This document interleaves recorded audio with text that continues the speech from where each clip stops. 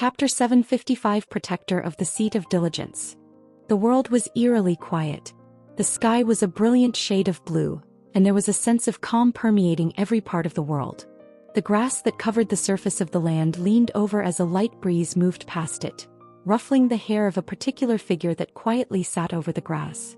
While he was sitting on the grass, his figure seemed to melt into the background, giving the impression that he was a part of the natural world. He had always enjoyed this type of atmosphere. It reminded him of his home world when everything was still peaceful and he was just a child. Only in such worlds would he feel a sense of peace. It was unfortunate that he didn't get to enjoy such sense for very long when all of a sudden, his figure shook and his eyes gradually opened to reveal two crimson pupils. At the mere opening of his eyelids, the world around him gradually lost its color and appeared to come to a halt. Turning his head, his gaze peered through the world, coming to a stop in a certain direction. The curse. His little mumble caused the surroundings to shake and he gradually stood up. Lowering his head to stare at his hands, his white brows came together tightly as his usually calm expression stilled completely. "It's gone." Rumble-ay. It had been a while since Jezebeth felt his composure falter. However, as he felt the link between him and Rin disappear, he knew that the curse he had placed on his body a while back had been removed. How is this possible? He wasn't one to let emotions get the best of him, but at the moment, Jezebeth found himself experiencing such emotions as his chest slowly heaved up. This shouldn't be possible. I've made sure that the Siu. He stopped himself mid-sentence. As he opened his eyes, his vision sharpened as he peered through the space he was in, focusing on a planet in the far distance. It was an azure-colored planet he was all too familiar with. His eyes gradually opened up in shock. He's gone. Jezebeth remained immobile, dumbfounded by the sudden occurrence as his hair was blown forward by a second breeze. Why can't I sense Kevin? Jezebeth closed his eyes and tried to sense Kevin's presence. As someone who also wielded the power of the laws, Jezebeth could sense him anytime he wanted. It was also why Kevin never really went away from Earth. If he did, Jezebeth would know. Unfortunately, he also had the means to return to Earth before he could ever reach him. Otherwise, he would have finished him off by now. Gone. Jezebeth reopened his eyes and was taken aback by the abrupt situation. No matter how hard he looked, Kevin was nowhere to be found. How is this possible? Was he somehow able to find a way to hide away from him? It was the only thing that could explain the current situation. No. It was right when Jezebeth felt that he had gotten an idea of what had happened that his body turned stiff. Why can I suddenly feel him? He couldn't feel Kevin, but he could feel Ren. How was this possible? A certain thought suddenly occurred in his mind and his face finally showed signs of change. He was in such a state of shock that he soon found himself chuckling. Covering his mouth with his hand, he bent over slightly. Don't tell me he actually... I was right, wasn't I? The more he thought about it, the more the realization of the matter hit him. He already had a hunch beforehand, but it had never been clear. Now, however, he was sure. Kevin had transferred his powers over to Rin. To think he'd go that far. Jezebeth continued to laugh. His laugh was neither loud nor quiet, but it spread through every inch of the world and birds scattered away into the air. I can't believe he'd do that. Jezebeth's mind was filled with complex emotions as he stopped laughing. He was neither angry nor pleased with the current circumstance. In fact, he felt rather sad. His already lonely life had just gotten lonelier. A pity. I wanted to at least say goodbye to him. Although they were never friends and always at each other's throats, Jezebeth never despised him. He understood his motives and never really took his actions to heart. At the end of the day, they were just two people who had conflicting interests. That was all there was to it. It really is a pity. Jezebeth stared blankly at the sky before him. For some inexplicable reason, he found it to be less colorful than he'd previously thought. Perhaps this was a perfect reflection of his own state of mind. Plink, plink, plink. As he extended his hand forward, a number of metallic fragments appeared in his grasp, and Jezebeth stared at them with a complicated look. Everyone he knew was slowly leaving, and these shards were the only things left of his parents. It had saved his life a while back when the protectors tried to cleanse his race. Had it not been for these shards, he probably would have never been alive. One could say that the only reason his race had ever gotten a chance to rise was because of these shards that once made up a small cube. To this day he had no idea where this cube came from, and the only thing he knew about it was that it had once fallen from the sky, landing directly over where his parents were. At least that was what he had been told. He had been too young back then. He wasn't entirely sure of the origins of the cube, but he didn't really care. I'll find out once I get my hands on the records. All answers were within the records. So long as he got his hands on them, he'll get all the answers he's ever hoped for. Soon. He clenched his hand and the shards disappeared into thin air. He took a few deep breaths as he kept his gaze fixed on the planet in the far distance. In the next breath, a small portal opened up from beside him and a small figure walked out of it. What is it? His tone didn't sound very respectful. Rather, it was anything but respectful, but Jezebeth didn't mind. In fact, he rather liked the way he spoke to him. Jezebeth stared toward the sky. How long have we known each other? About 2 Earth years? The figure replied, his tone sounding somewhat confused by the sudden question. What's with the question? Just curious. Jezebeth replied with a smile. 2 years, huh? Time seemed to fly a lot faster than he had originally thought. He felt a little lonely at Kevin's death, but he wasn't completely alone. There had been someone keeping him company for the past few years, and he didn't quite dislike his company. In fact, he rather enjoyed it. A pity that they had only known each other for a meager 2 years. Is there something else that you need from me? You didn't call me just to ask me how long we've known each other, right? The man's tone of voice contained a hint of exasperation in it, and Jezebeth found himself laughing in response. I suppose that he finally understood his gaze to some extent back then. No, it's just that. Jezebeth shook his head and continued to stare at the sky. A smile soon formed on his lips. It looks like you'll get your wish granted sooner than I originally anticipated. Huh. Jezebeth extended his hand forward, and the planet began to shake violently. Rumble. The ground broke apart and molten rock erupted from cracks and fissures in the planet's crust. The clouds in the sky began to disperse, and the elevation of the mountains increased. Rumble. Rumble. The world underwent drastic changes within the space of a few seconds, and it didn't take long before the calm and serene scenery that had been there moments before vanished. Jezebeth slowly brought his hand to a close as he stared at the landscape with compassionate eyes, and then, everything vanished into thin air. The world turned completely dark, and silence reigned over Jezebeth's surroundings. In the distance, one could see white specks scattered all over the darkness while a bright orb stood before Jezebeth. Staring at it, he took a deep breath. He had a rather complicated look on his face at the moment. I didn't think the time would come so soon. He motioned with his hand and the orb moved toward him. I thought I had a bit more time to enjoy this scenery, but this is good enough. With him gone, everything's changed.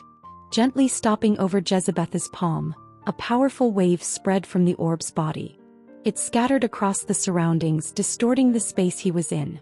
All it took was a simple wave of Jezebeth's hand to make the distortion disappear. He turned to look toward his right. Are you all right? Ah, yes. That's good. Jezebeth flashed a grin as he moved the orb closer to his mouth and then proceeded to swallow it. The instant that the orb made contact with his tongue, the surrounding area came to a complete and utter standstill, and Jezebeth's skin began to radiate a dazzling white light from its surface. After Jezebeth had closed his eyes, the light faded away, having initially illuminated a large portion of the space that encompassed him. At that moment, Jezebeth's hair grew by an inch, and the muscles all throughout his body expanded ever so slightly. An ethereal aura encircled his entire being. Opening his eyes again, the crimson that had been present in his pupils began to fade away, and a coloration with a distinct purplish-red hue took its place. Turbid air escaped from his mouth as he exhaled. Staring toward his right and left hands, he finally let out a satisfied smile. I've finally done it. He slowly clenched and unclenched his fist. He felt a tremendous power run down his body. Turning his head to the left, he took another deep breath. I am complete. His eyes glowed with a brilliant hue that illuminated a considerable portion of his surrounding area. A fissure quickly manifested itself in the region directly in front of him, revealing the image of a planet. It was completely green and a white barrier surrounded the world. Jezebeth took a step through the opening while he kept his gaze fixed on the planet. But just as he moved, he recalled something and turned around while motioning with his hand. "Come, Brian." He smiled in the calmest of ways. "Come see for yourself why they call me the Demon King." Chapter 756, Protector of the Seat of Diligence. What are you doing over here?" Emma's voice was laced with a hint of confusion as she looked at me standing at her doorstep. I knew it was a strange move on my part, showing up unannounced at her house, but I had my reasons. I peeked through the door and pointed towards the interior, hoping she wouldn't turn me away. "May I come in?" The strangeness in Emma's expression became more prominent, but after thinking for a while she stepped to the side, letting me in. "Well, sure, I guess. It's not like I can stop you anyways." "Thanks." I grinned, relieved that things were flowing more smoothly than I had expected. As I stepped into her living room, I took in the surroundings.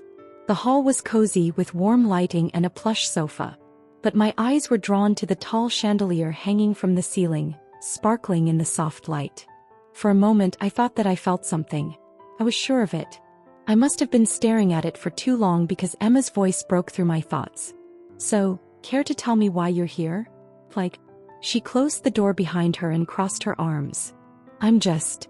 I paused, looking around the place until my eyes fell on the chandelier once again. Sensing something, I smiled. "You can say that I'm here to meet your father." "Hi, Dad." Emma's eyes widened in surprise. "Do you have an appointment with him or something?" "Well, you can say so, I guess." I didn't have an appointment with him, but I had a feeling that he would be willing to meet with me. Emma's expression was a mix of confusion and curiosity, and she tightened her robe around her waist, a sign that she was becoming more guarded. "That makes sense," she muttered, looking around the room as if trying to spot her father. "I'm not sure where he is now, so I guess you can There's no need for that." I cut Emma off and she looked at me with a confused expression. "Huh." Once again my gaze drifted toward the chandelier and I smiled. "There's no need for me to wait. He's already here." "Hua." Jezebeth's chest heaved up the moment he stepped into the planet. The fresh air of the world filled his lungs, and a smile spread across his features as he took in the vast vegetation that surrounded him. His breath caught in his throat as he looked around him, taking in the thousands of elves that were gathered, their bows drawn and exuding an incredible pressure that upset the air around them and caused them to distort. Haha. Jezebeth recognized them immediately. They were the last remaining elites of the elves, those that hadn't gone to Earth with their job to guard over the demon world that connected to this world. Jezebeth felt a wave of nostalgia wash over him as he gazed at the familiar faces before him. He had missed them dearly. Addressing the crowd, his lips curled ever so slightly. "It looks like you all caught on to my presence?" The elves remained silent, their gazes fixed on Jezebeth. "Demon King." Suddenly, an ancient voice spread across the world, and the space distorted open. An elderly female figure walked out from the void, followed by a younger female elven figure. The younger one was rather handsome with crystal-clear blue eyes and long silver hair. Surrounding her body was a silver armor that shone under the sun that hung in the sky. The presence of the two instantly took over the previous pressure emitted by the thousands of elves and focused it on Jezebeth. It was a pity that Jezebeth showed no reaction to the pressure he was subjected to. Staring at the two, Jezebeth smiled. It had been a long time. He missed them. Placing his hand over his chest, Jezebeth elegantly bowed his head.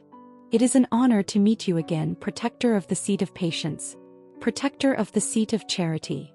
Raising his head, he grinned, exposing his pearly white teeth, and continued.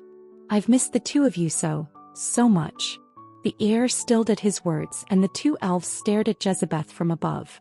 Their gazes were still, and there was no apparent change in them. In spite of that, one could feel their demeanor slowly shift as a white glow started to surface from within their bodies. The elderly elf raised her hand and brought it down. "Attack." "Sushi. Sushi." Heeding her words, the elves surrounding Jezebeth all let go of their bows, and over 1,000 different arrows shot in his direction. Shio. Shio. Shio. The power contained within each arrow was strong enough to distort the space in front of them, and it wasn't long before they all appeared before Jezebeth, who remained calm despite the situation. Extending his hand, the arrows came to a sudden stop. Now. His gaze never left the two figures in the air as his hand gently moved, and the arrows slowly turned away. It isn't that bad of an attempt, to be honest. A white glow similar to the two figures above surfaced within his hand as the arrows that were pointing at him all turned to face the opposite direction. Now, Jezebeth let out a satisfied smile when all the arrows turned, and his head cocked to the side. With his eyes on the two protectors, a light breeze brushed past him, scattering his hair forward. Feeling the power surfacing his body, the faces of the two protectors changed, but it was already too late. Watch as I exterminate all of your forces while all you can do is watch. Snap. It was just a snap. Single snap was all it took. At that moment the arrows disappeared from the spot, and red rained across the plain, basking Jezebeth underneath it. It's been many years since I felt like this. I guess I missed it.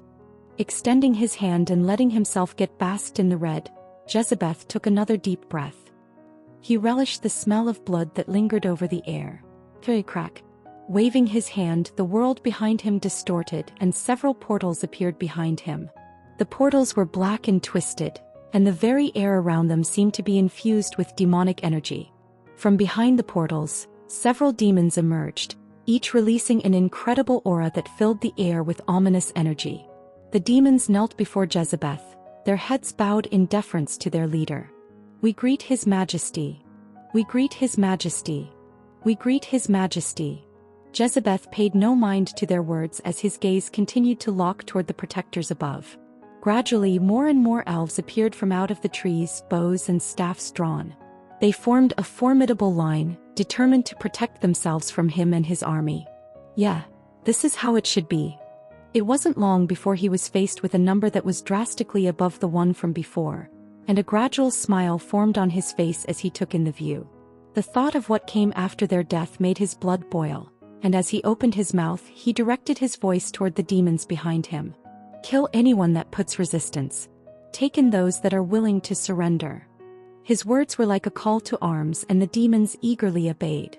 With a fierce battle cry, they charged toward the elven army, their demonic power unleashed in a fury of fire and brimstone. Within the next few weeks I want this place cleaned. Those were the last words he said before appearing right before the two protectors. His gaze fell on the woman wearing the silver armor and he happily smiled at her. She was someone he'd never forget. Your race does not belong to in this universe, was it? An unwanted parasite? Their existence is a threat to the universe. He nodded his head, a smirk forming on his lips. I guess you were right. I walked down the dimly lit hallway, the soft glow of the flickering light illuminating my path. As I approached Waylon's door, I found that my legs were becoming heavier the closer I was to the door. Secretly, I hoped that whatever I was assuming wasn't true and that I was simply making a mistake, but... Doc. I knocked on the door. Come in. It was only after his confirmation that I finally walked into the office. If you'll pardon my intrusion. Pushing the door open, I stepped inside the office, the familiar scent of old books and paper hitting me. Looking around the room, it seemed like a rather normal office with a classical desk in the middle, a large window behind him and pictures of Emma around. Yup, very normal indeed. What brings you here, Ren? Waylon stood up from his seat and greeted me. He seemed rather pleased by my appearance as he had a large smile on his face. It's nothing much. I greeted him back with a smile and shook his hand. I then found myself a seat in front of him. Making myself comfortable, I took a good look at him. At a glance, there was nothing abnormal about him. He looked like the Waylon that I knew, the man who had been with me in the Dwarven domain and the man whom I risked and entrusted my life with back at the Inferno headquarters. Nothing much? Does that mean you've just come to visit me for the sake of visiting? Waylon made himself comfortable in his chair and similarly leaned back. I didn't think someone as busy as you would have the time to visit me out of nowhere. Ha ha. I laughed while scratching the back of my head, the tension in my body slowly easing. I wasn't actually busy. To be honest, although I was the current Alliance head, I pretty much designated all of my work to Ryan and Octavius. They were the ones that actually did most of the work. All I needed to do was sign some papers and show my face once in a while. I guess I now know the reason why Kevin became an Alliance head. There are times when one needs a break. I had so much work lately that I needed to take a breather, and since Kevin's not here, I decided to visit you. I held my breath as I muttered those words.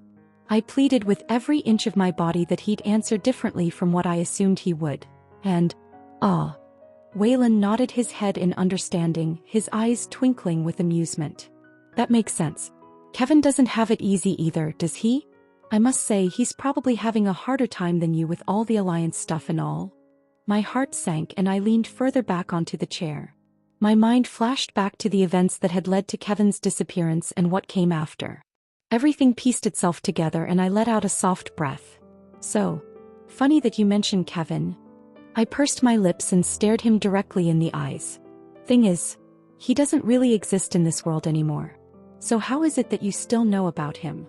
Chapter 757 Protector of the Seat of Diligence. For the moment those words escaped from my mouth, the very air around the room chilled entirely, and as I sat in front of Waylon, I found myself blinking for a longer time than I usually would have. There was something nagging at the back of my mind and for a moment, I hesitated to voice my thoughts, unsure of whether I was overthinking or not. But as I studied Waylon's expression, the nagging feeling persisted within me, urging me to speak up. I cleared my throat, breaking the silence between us. You know, Waylon, I've been thinking. I said slowly, my voice laced with uncertainty. I couldn't help but wonder if there's more to Kevin's memory wipe than just sparing everyone the pain of his passing. I thought I knew Kevin well, but after thinking about everything that had happened, I realized that I actually knew almost nothing about him. The Kevin I knew was a lie. And thus, it made me question whether he truly erased everyone's memories to spare them from being hurt by his death. Perhaps it was true to some extent. I felt that there was more to it than just that. Waylon's eyes flickered with a hint of surprise before he lowered his gaze, his hand coming to rest on the wooden table between us. What do you mean? He asked, his voice neutral. I blinked slowly once more, deliberating over the words that I was about to say. It's just that, apart from me, no one else should know about Kevin, and yet somehow you do. I watched Waylon's hand tense slightly at my words, but he remained silent, listening intently. I leaned forward, my eyes locked on his. So, how is it that you know? I asked, my voice barely above a whisper. How is it that you don't know about his death and the changes he's made while I do? For a moment, Waylon's hand hovered uncertainly over the table, his expression unreadable. But then he let out a soft chuckle, his features relaxing into a smile. So it's true then. He said, more to himself than to me.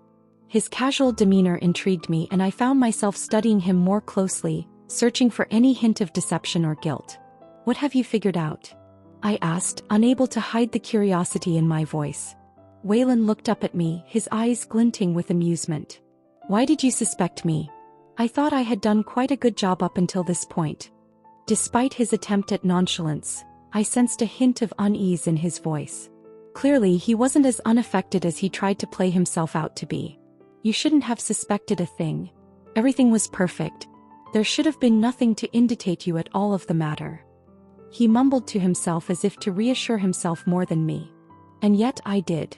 I replied calmly, my eyes never leaving his.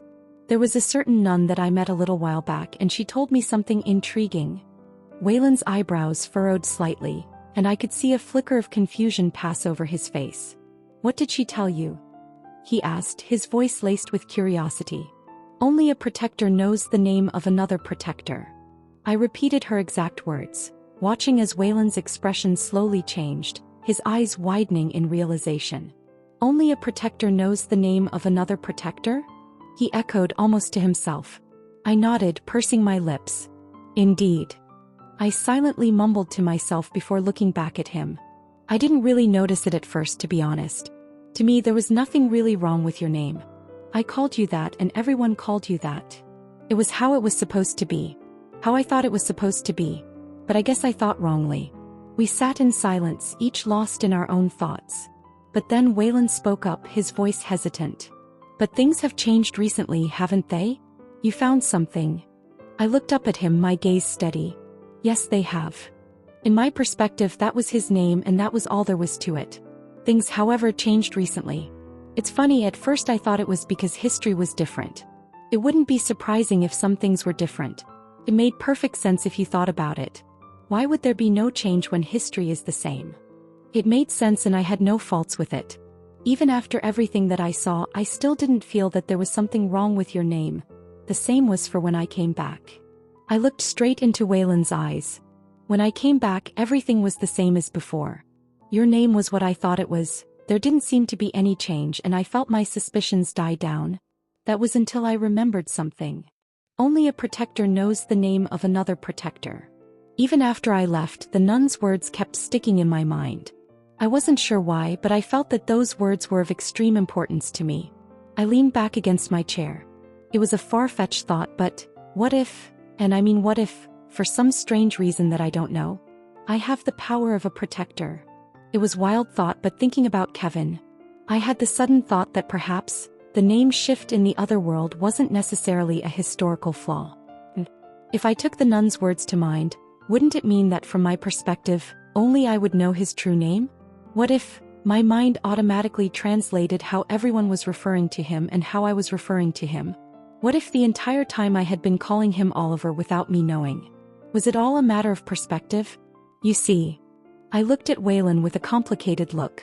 Drumming my fingers over the armrest of the chair, I silently sighed.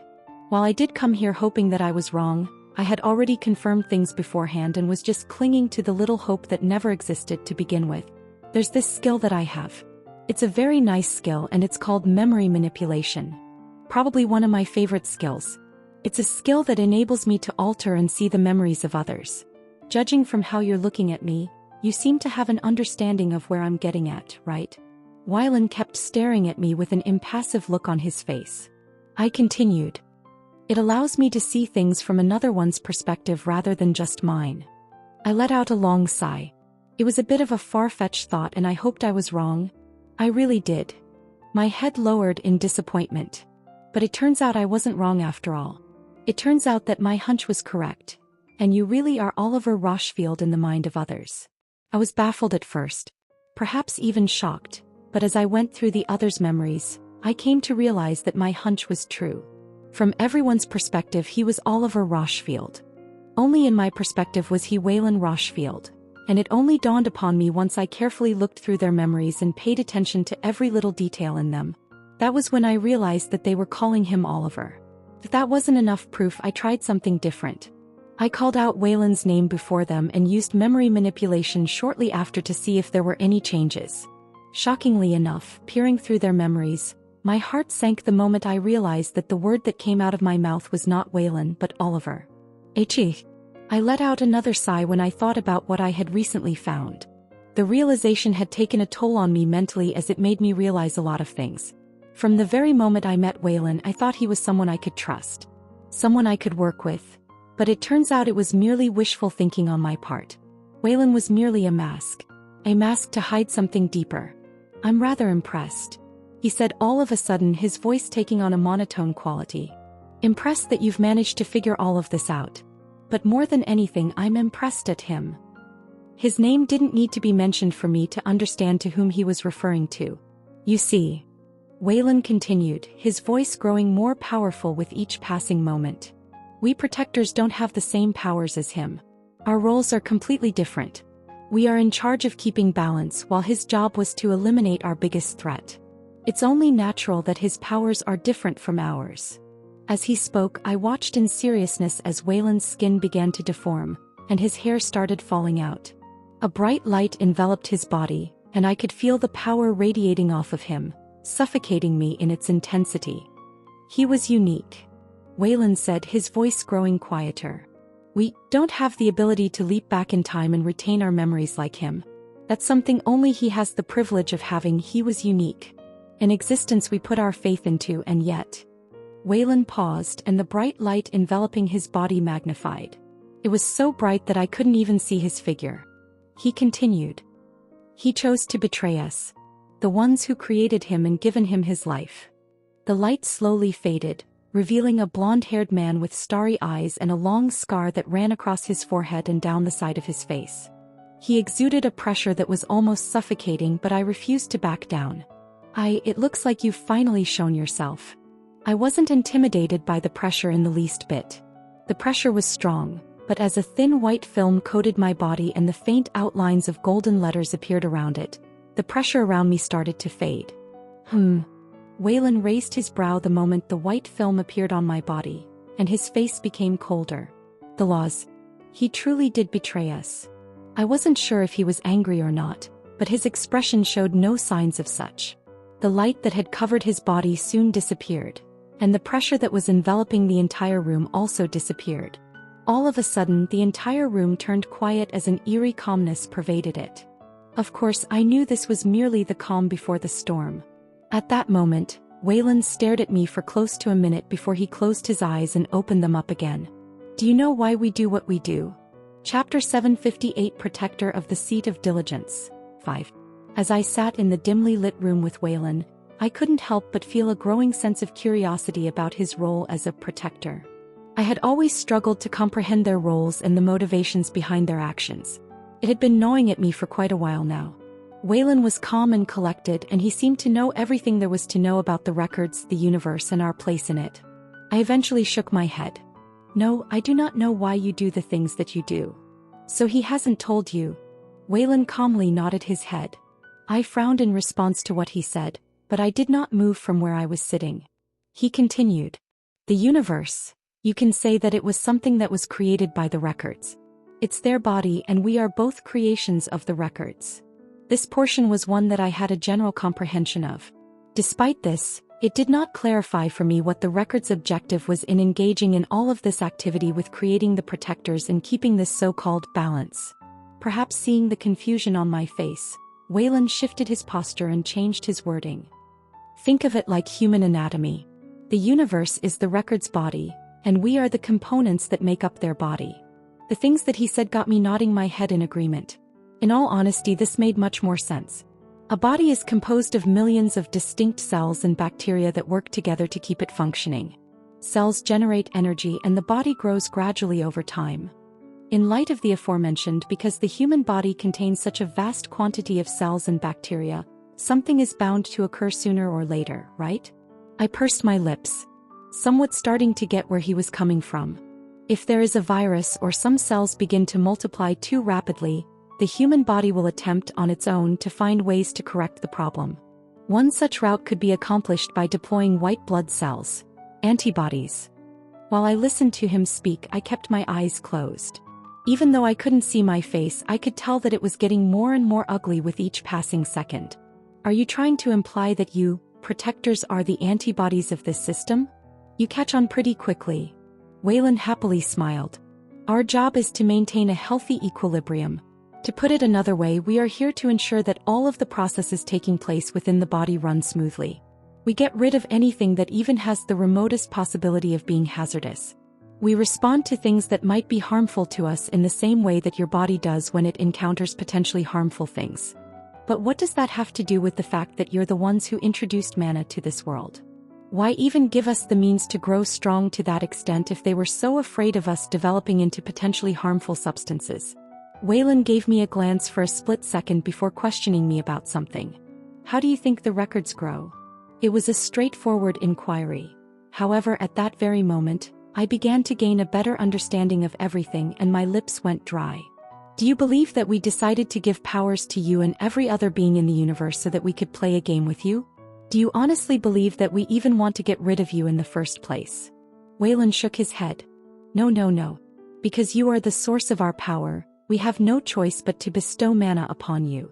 You are, as I've already mentioned, merely a part of a much larger network. It is our responsibility as protectors to see to it that you do not develop into someone who could pose a threat, just like your body does with everything within it. Waylon paused and stared at me expressionlessly. You need to know your place. The very air chilled at his last words, and I stared straight at him, unable to utter a single word back. I was at a loss as to whether I should be laughing or getting angry. As a matter of fact, making comparisons to the human body has helped me get a better understanding of what was going on, but at the same time, it demonstrated to me just how insignificant I was when compared to the overall scheme of things. Well, not so much anymore. I was no longer as insignificant as I used to be. Waylon's voice reached my ears once more. You come here, arrogantly thinking that you found some big secret. Reality is, it doesn't matter if you found the secret or not. He slowly stood up from his seat. We never cared for that. You were never a threat to us from the very beginning, and even if that traitor, has helped you achieve your current level of S. At that precise moment he halted his speech, and it was at that point that a smile crossed my face. You probably felt it. Did you really think I'd come here knowing of your strength? When I went to pay a visit to the chapel in that world, it was immediately abundantly clear to me that I was not a match for a protector. Even with all of my abilities and skills, I was able to see that there was no way that I could overcome the gap that existed between the two of us. That was before, however. Since you know that Kevin has betrayed you, you should be aware that there'd be no way he'd let me come to you knowing just how powerful you guys are. Right. I came to understand this not long before coming here. But the point of sending me to that world wasn't just to help me understand what was going on behind the scenes. It was actually to help me assimilate his powers. My strength underwent a transition before my very eyes as his power worked its way into my system slowly but surely. The process was smooth and harmless, and gradually I witnessed my power undergo changes that I never thought were possible. The thin barrier that separated me from the next big level shattered, and I broke through to SSS- in one go. As I fixed my attention on Waylon, the corners of my eyes began to scrunch up. While I'm not entirely confident in defeating you if we were to fight, I might not necessarily lose either.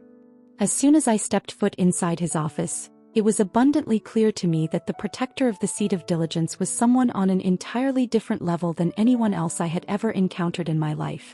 But I already knew this beforehand, and I was prepared for it. Bah. Thump. Bah. Thump.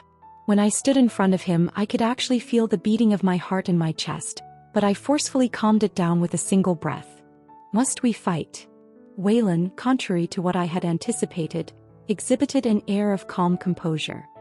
He did not give any indication that he was unhappy with either my actions or my words while he was staring at me from where he was. Do the two of us really have to fight? Did you not hear my words? I did.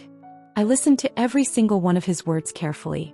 If you did pay attention to what I said, then you ought to understand where you stand in this situation. You are just a single insignificant part of a much larger system. We are not the villains in this situation. You are. PFTT. I almost laughed out loud at his words. Does it really matter whether something is bad or good? When exactly did anyone decide that I was either the hero or the villain? I've never had any interest in such nonsense. Kevin has never been interested in such nonsense. My previous version of myself was never interested in such nonsense. And not even Jezebeth gives a crap about such nonsense. It was all a matter of perspective. Regardless of how one looked at it, each one of us was the bad guy in their view. There's no real bad guy over here. There are merely a bunch of entities with conflicting interests. Like a business. The last one standing wins, and you shouldn't be naive enough to put on a narrative of us being the bad guys when you're equally the same in my view. Finally, Waylon's expression started to change. His brows slowly brought themselves together, making the scar that traced along his face more hideous. That, however, didn't last for long as he soon calmed down. I didn't think you looked at things that way. So our interests don't align, he nodded with a pensive look on his face. Very well, since they don't align, let's make them align. Work with us. He soon extended his hand my way. With your powers, you are more than qualified to work with us. Join our mission. Become a protector and help us keep the balance of the universe. If something truly does happen to the records, the universe itself will be in danger. He smiled at me. You say our interests don't align, but they do. If you kill me, then one of the few that can stop him will disappear. We are not your enemy. He is our enemy, and if you desire anything after everything is said and done, the records will grant it to you. All you have to do is join us. At that precise moment, a dazzling white glow began to envelop Waylon's hand, and its profound resonance reverberated throughout the entire room. Join them, huh? I stared at the hand for a short moment. The offer was honestly a bit tempting. With his aid, defeating Jezebeth would indeed be easier. In fact, it would make things a lot easier. Sadly, I knew it was impossible. Tearing my eyes away from the hand, I smiled. Taking into consideration what you did to your wife after you realized she was no longer of any use to you, it doesn't appear that working with you would be the best option, does it? Chapter 759, Protector of the Seat of Diligence, 6. The tension in the room was palpable, thick enough to cut through with a knife. Waylon's smile vanished in an instant, leaving behind a stoic expression devoid of any emotion. His clear eyes began to cloud over, and in just a matter of seconds they turned pitch black. But upon closer inspection, they were much more than just a dark void. As I gazed into his eyes, I could see the reflection of the entire cosmos staring back at me.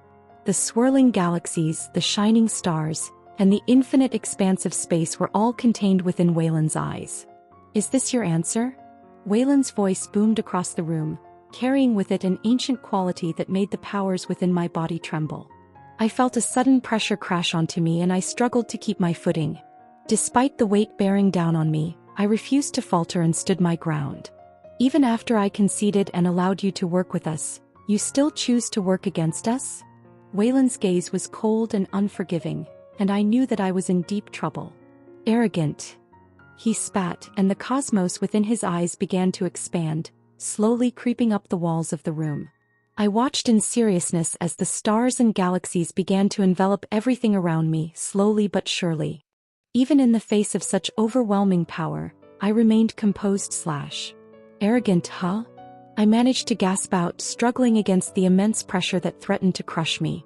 Would knowing that I'd get disposed of after serving my usefulness count as me being arrogant? Rather, instead of arrogant, shouldn't you be saying something along the lines of self-aware? I was no fool.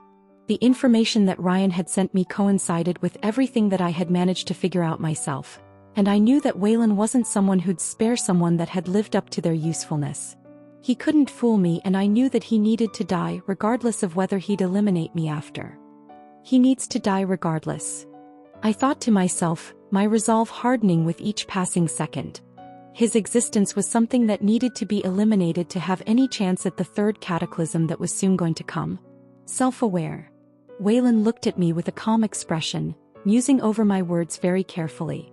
It wasn't long before he shook his head. "You're the last thing from self-aware. If you were self-aware, you'd know which side to join." The world around me began to distort and warp, and suddenly I found myself in a cosmic background filled with stars and planets in the distance. I looked around in wonder, marveling at the beauty and grandeur of it all. I felt weightless, as if I was standing on nothing at all. It was like nothing I had ever experienced before, and I couldn't help but be in awe of the spectacle before me. "Are you surprised?" Wayland's voice cut through my reverie, pulling me back to reality. I turned to face him, nodding my head in amazement. "Yes, I'm surprised. Where have you brought me?" Although I had seen how he had managed to send me here, I never felt a thing, unlike when I was with portals. It was somewhat baffling. "I'm surprised that you can't tell where we are, considering that you have his power, but that isn't important." Wayland's gaze pierced through me, and the white glow that emanated from his body grew even brighter. "What important is your answer?" He slowly reached his hand toward me. "Will you join me or not?" Boomy. The reverberations of the explosions could be felt all over the world. The ground began to shake and the mountains were pushed down to the ground. The entire area was filled with the sound of screams of agony, and there was a constant flow of blood. Gates of enormous magnitude were scattered across the cloudless azure sky, and hordes of dark humanoid creatures rushed out of them as quickly as they could. "Kill them. Don't spare any of them." Arc.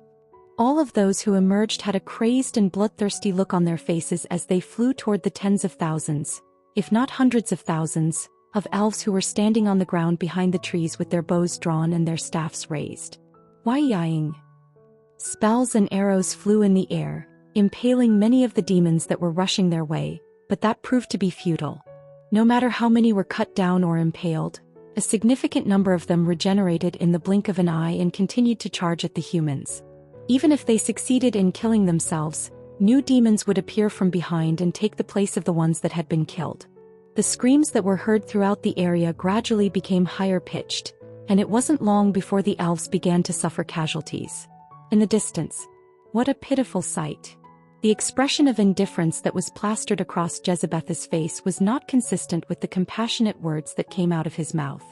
"It's such a shame that so many have to die today. A pity, a real pity." He shook his head in disappointment. Not so far from him were two elven figures. An elderly one and a younger one, both wearing shiny silver armor. They stared at Jezebeth without moving. Noticing their gaze, Jezebeth turned his gaze and smiled at them.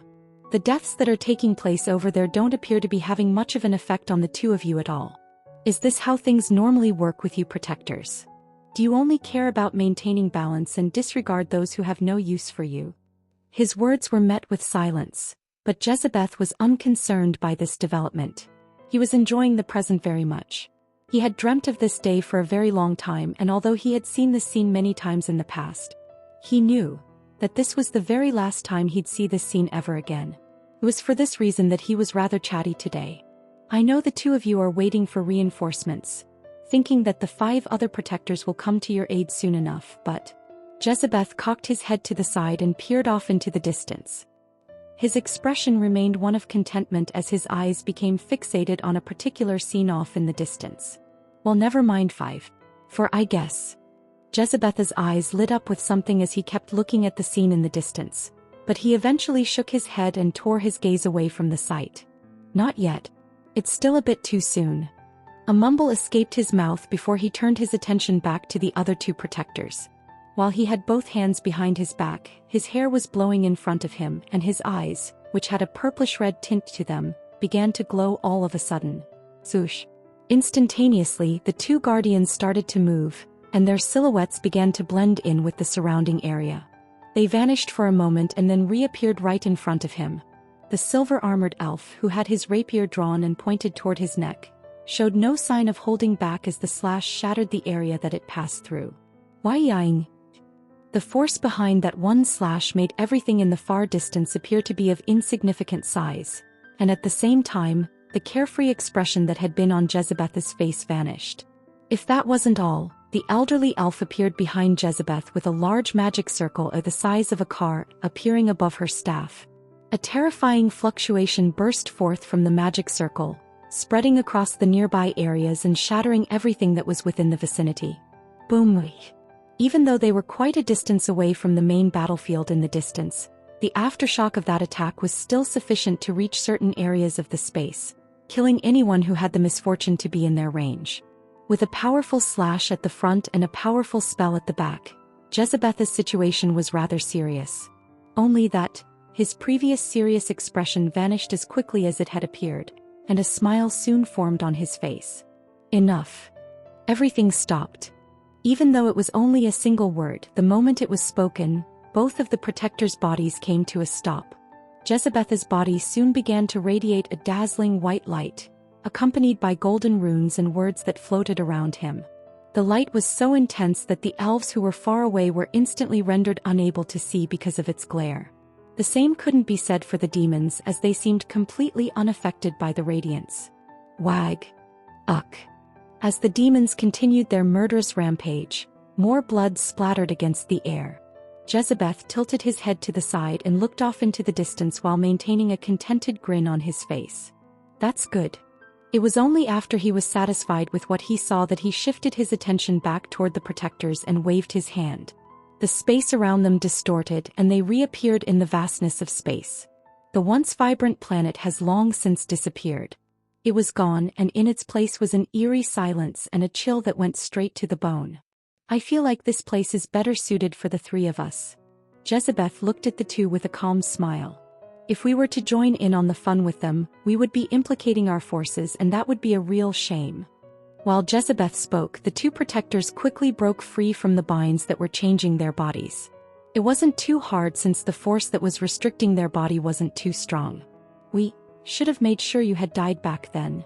The elderly elven lady spoke. Her eyes, which had been a bright blue, started to cloud over and eventually darkened completely. The situation was the same for the second protector. Both of their scalps became completely golden, and the skin on their bodies began to peel off in patches.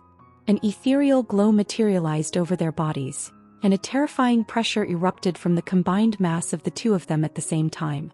Jezebeth was pushed back a couple of spaces as a result of the pressure, which was intense enough. He still carried a smile on his face as he gazed at the 2 of them. I don't disagree with you. Jezebeth nodded his head with a smile. Had you killed me back then perhaps the 2 of you could have lived. Chapter 760, Fighting a Protector.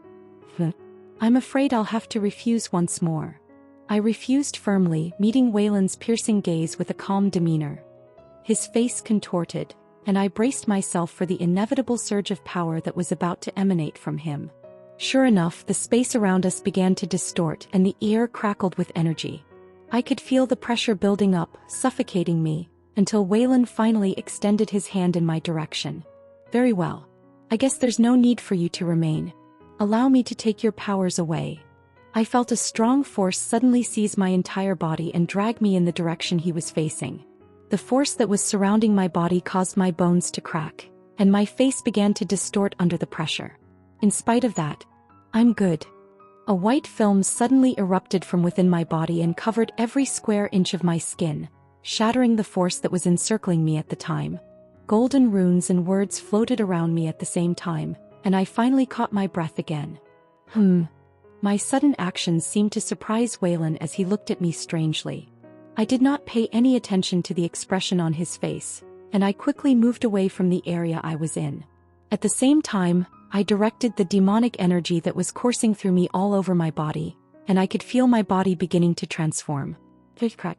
I couldn't quite make out what was going on, but when scales started to form across my hands and 2 wings started to shoot out from my back, I knew that the transformation had been successful. That very moment I felt my body burst with incredible power. How unpleasant. Waylon's expression changed to one of abject revulsion as he witnessed my transformation. The manner in which he looked at me shifted even further, and he extended his hand to face my direction. A colossal hand materialized out of nowhere in the form of a large projection, reaching around him and making its way in my direction. It looks like I've underestimated him. Him prepared. I believed that I did, but as I watched the enormous hand coming toward me, I realized that I had grossly misjudged the power of a protector.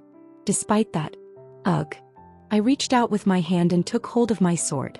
As I continued to look at the enormous hand, I inhaled deeply and noticed that my body was undergoing yet another shift.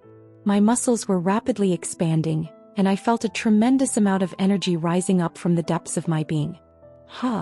The incredible pain that came along with the expansion of my muscles caused me to take a deep breath and hold it.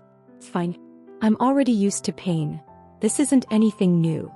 In the time that it took for me to get ready, the hand was already in close proximity to me, and I felt as though I had stopped breathing. The power was not something I could thread lightly against. The 4th movement of the Keiki style. World Splitter. Click. Following a subtle clicking sound, the hand came to a sudden stop in front of me, just a few inches away from my nose, and I felt sweat trickle down the side of my face.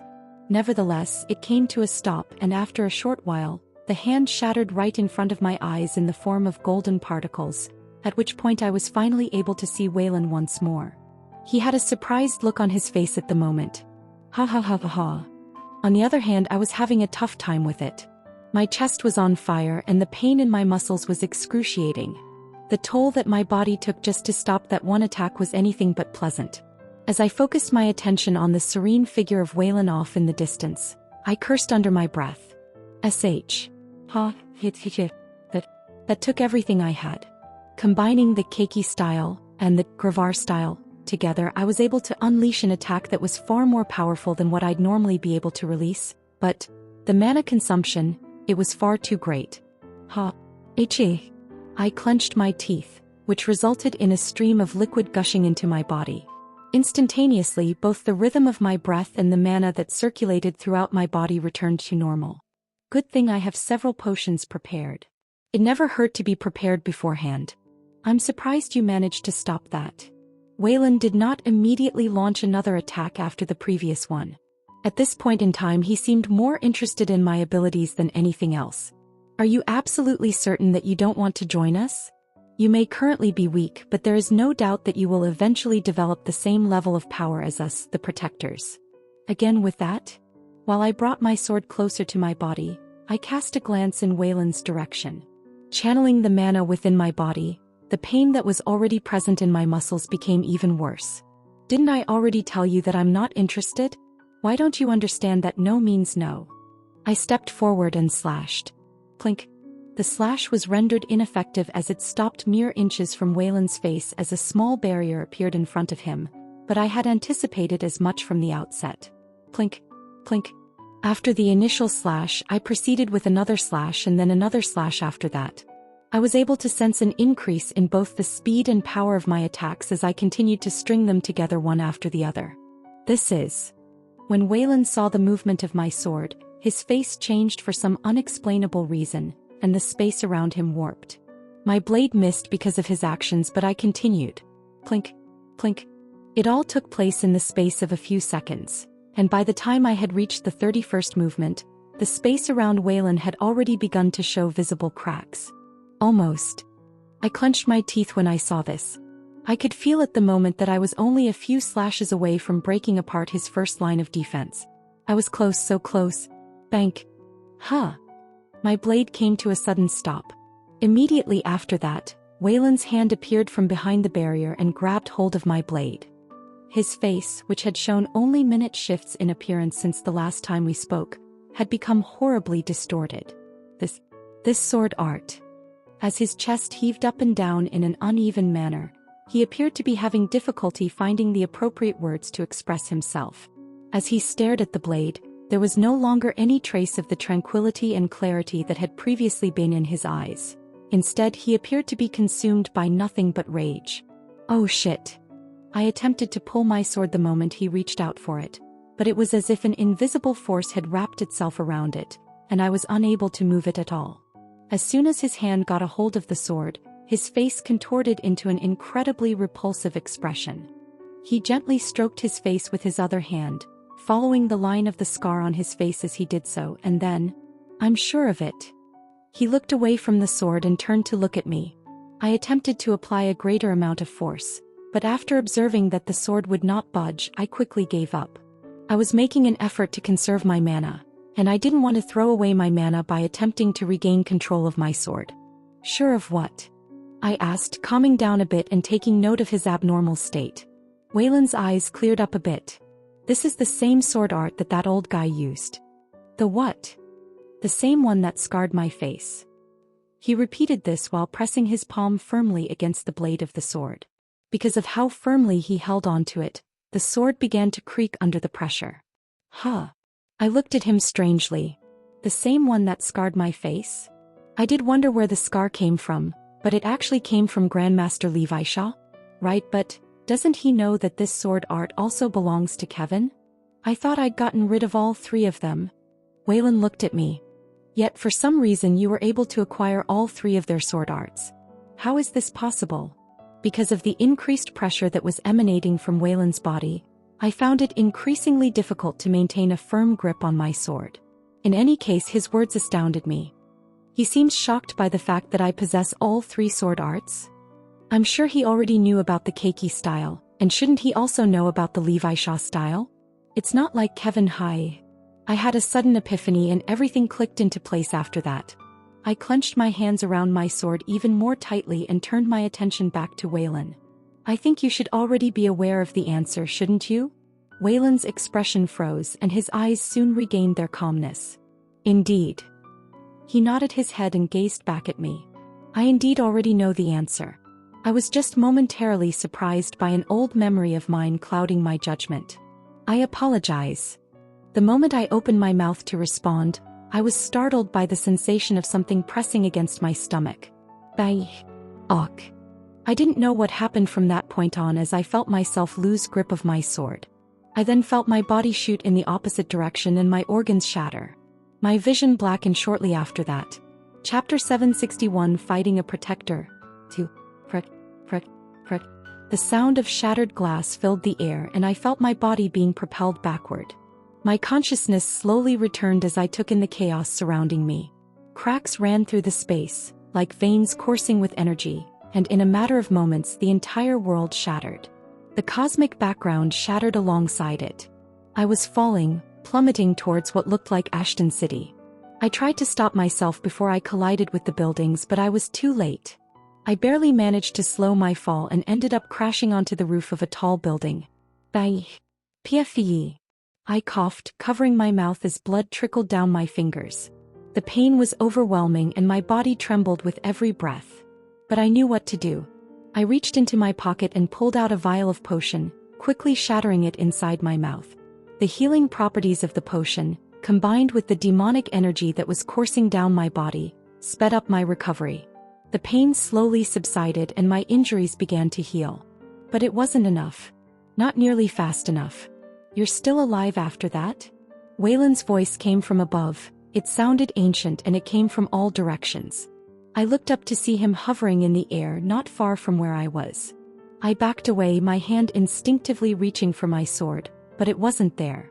"You're just as much of a cockroach as he is." Wayland frowned. "It annoys me." He extended his hand and the world flipped upside down. Suddenly, Ashton City was above me and I was falling again. I tried to right myself, but it was no use. Wayland pushed his palm forward, and a projection of a hand headed towards me. Prick, prick, prick. The air around it shattered like glass and I crossed my arms to shield myself. But the palm moved too fast for me to react and I was propelled backward once again. When I regained my bearings, Ashton City was nowhere in sight. I was standing in the middle of the sky. I tried to move, but the pain was unbearable.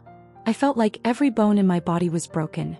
My ribs, and definitely my hip. I grimaced in pain, clenching my teeth. But even as I endured the agony, my body started to heal, aided by the demonic energy that was coursing through me. "Still alive." Wayland's voice was taunting. Suddenly, he appeared behind me and I turned to face him, my body still racked with pain. "You really are a cockroach." He extended his hand once again and the world flipped back to normal and Ashton City appeared right beneath me. But something was off. I felt disoriented, like I was standing in two places at once. Looking up and down, I saw two Ashton Cities identical in every way. Both were above and beneath me. What? My sense of direction was lost and I felt like I was spinning out of control. Suddenly, his voice reverberated through my surroundings. "This is a space I created. Within this space I am akin to what the records are to the universe. I can control everything from space to time itself." The space around me cracked and another palm headed my way. This time I was somewhat prepared and I brought my wings forward, creating a small shield in front of me. But even with the shield I was still thrown backward, the impact jarring my body. "Freeze." Wayland's words fell and my body froze at his command. I couldn't move, couldn't even blink, and what covered my vision were golden runes and words that clamped against my skin. Wayland appeared right in front of me, his starry eyes reflecting the world I was in, and I watched as the two cities above and beneath me started to press toward my direction. Rumble. The space shook fiercely as the two cities moved together and I swallowed a mouthful of saliva. "Like I said," Wayland repeated, his tone growing more insistent. "Within this world I am akin to the records. Stop resisting." I could feel his power bearing down on me, crushing my entire body into a pulp. But I refused to give in. I refused to let that happen. Not after everything that he did for me to get to this point.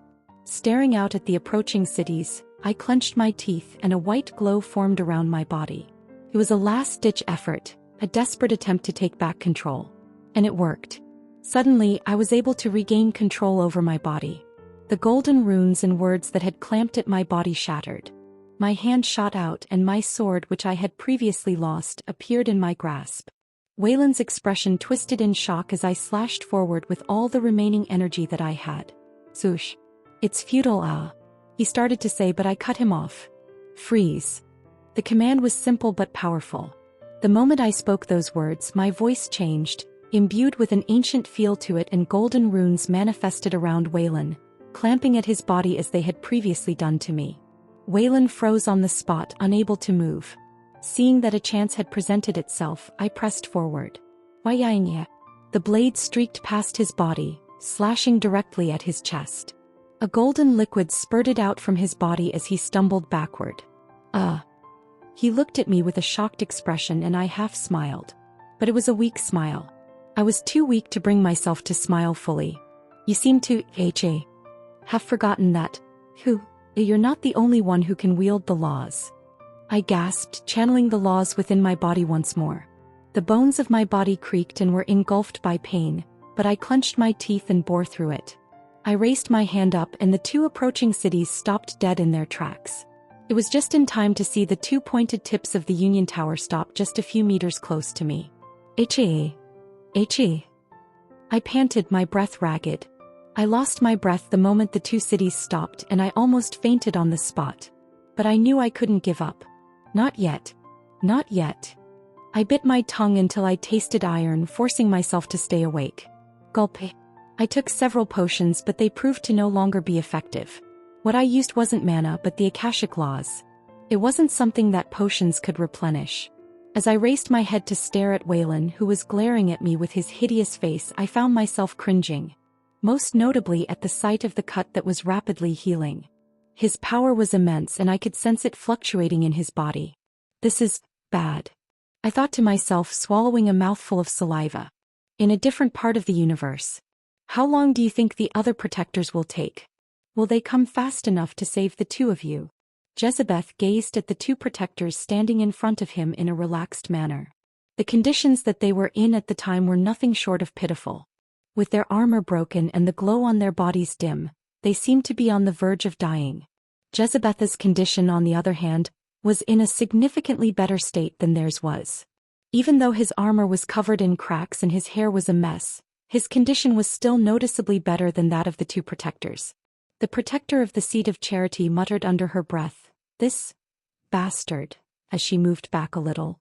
She was previously the elderly-looking elf, and as she turned towards her left where the protector of the Seat of Patience was she found herself clenching her teeth tightly. She was in an equally bad condition. Kamhala. The protector of the Seat of Charity uttered her name, and Kamhala, the protector of the Seat of Patience, looked back at her. There were faint runes flickering in between her eyes.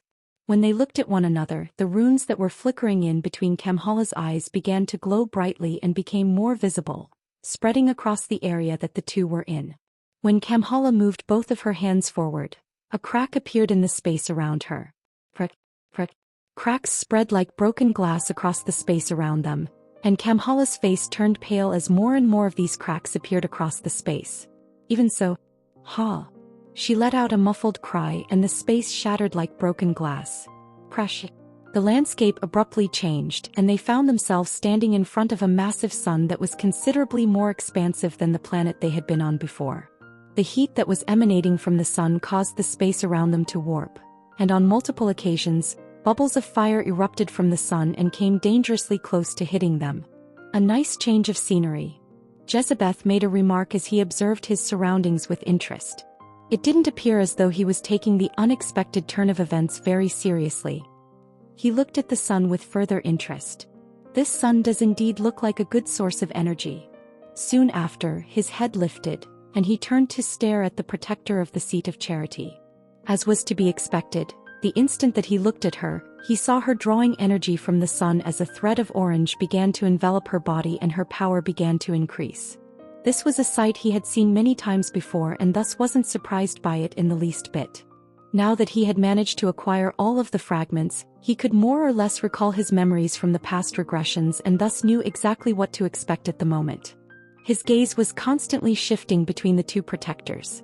Both of their wounds began to mend rapidly and simultaneously they began to experience a rise in their overall power.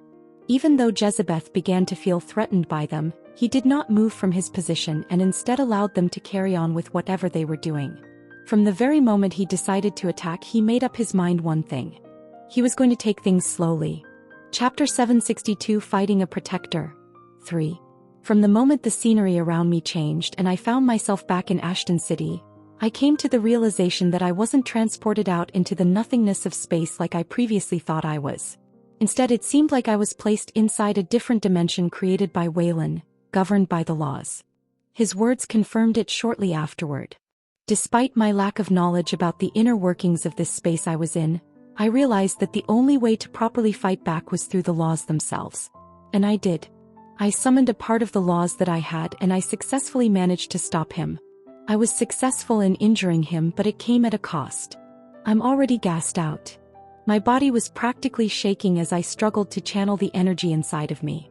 I thought I had prepared enough, but it was clear that I wasn't prepared for what was to come. I was already gassed out and my energy was rapidly depleting. Waylon noticed the injury in his body and his expression changed. At first he seemed mad, but for some reason he kept his cool and the injury slowly started to recede. I frowned as I realized that what I had done wasn't enough. But Waylon spoke. "That was a very good attempt." His nonchalant voice reverberated through the air, and it was followed by a violent thrust of wind that headed my way. Whying? The world around me bent and I saw the tips of a skyscraper heading straight for me. I narrowly dodged it and shifted my attention to the approaching fist.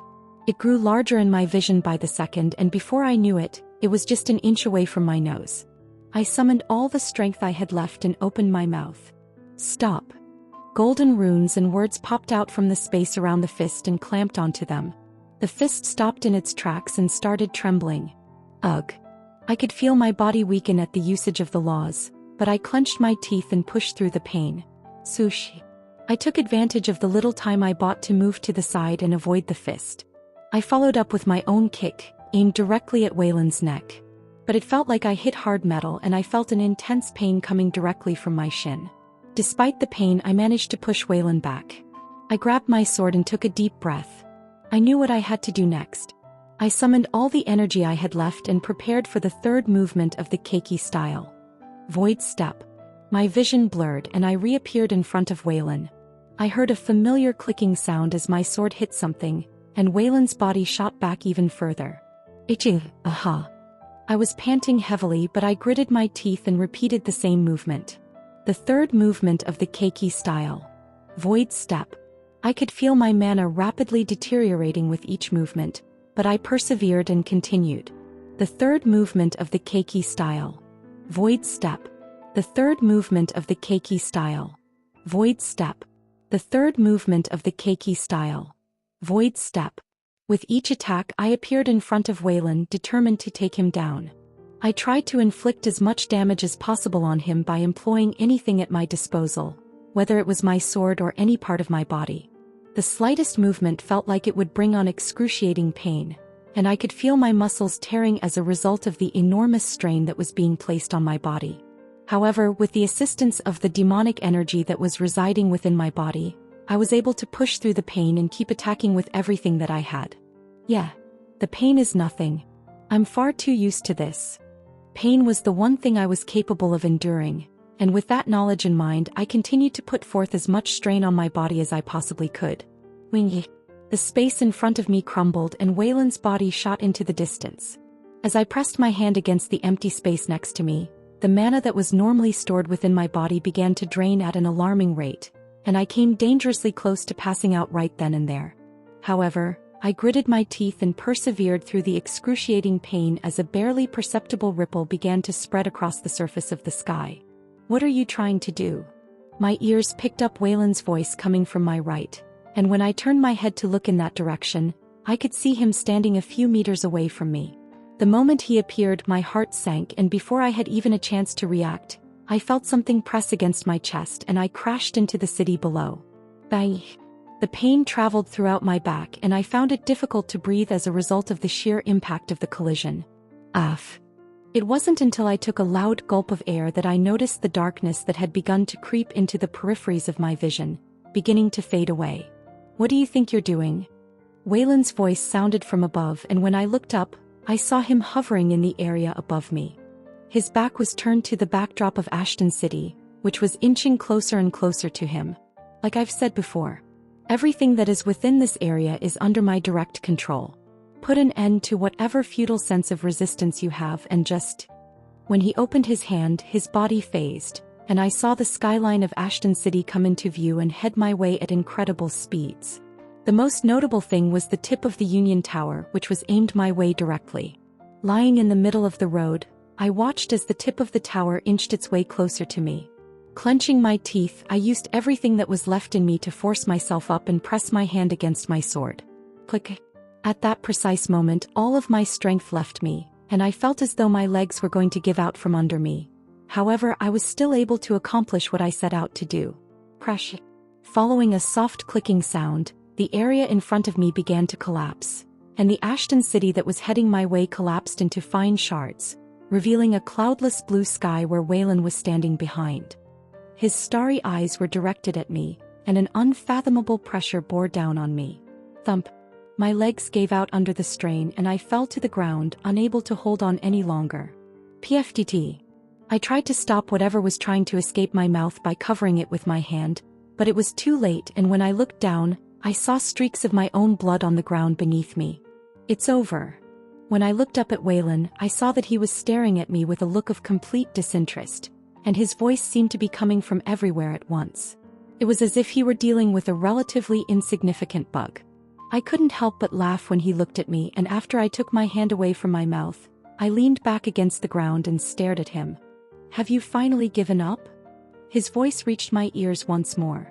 "What makes you think that?" "So you haven't?" I cocked my head to the side and smiled faintly, staring at the faint ripple next to him. The one that I had planted moments before falling back into the city. "I guess not." Rumble. Almost immediately after uttering those words, the space around Waylon began to twist and turn, and a large sword projection emerged from a crack that had formed in the space next to him. The sudden situation surprised Waylon, who looked at the sword in shock, but it was already too late. The sword emerged from the fissure in a very gradual manner, exposing approximately 3/4 of its body, and the space showed signs of breaking apart. Sixth movement. I mustered the strength to utter a few words as I extended my hand to cover both the sword and the figure of Waylon. Almost immediately after that, everything came crashing down, and a deafening sound spread throughout the area around me. The sixth movement.